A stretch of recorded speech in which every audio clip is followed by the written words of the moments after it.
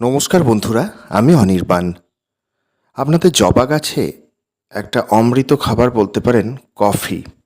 10 টাকার যে পাউচ, সেই কফির প্যাকেট পুরোটাই 8 থেকে 10 ইঞ্চি টবের জন্য আপনারা মাসে একবার করে মাটিতে ছড়িয়ে দিন, দেখবেন কেমন ম্যাজিক। আর মাসে একবার করে 1 মুঠো ভার্মি কম্পোস্ট, 1 মুঠো সর্ষের গুঁড়ো খোল, 2 চামচ হাড় গুঁড়ো, 2 চামচ কলার খোসার ডাস্ট আর 2 চামচ রক্ত সার একসাথে মিশিয়ে মাটিতে খাবার হিসাবে দিয়ে দিন।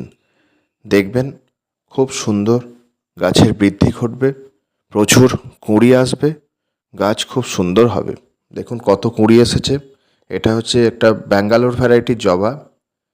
দেখুন কি সুন্দর, প্রচুর কুঁড়ি এসেছে, ফুল ফুটেছে।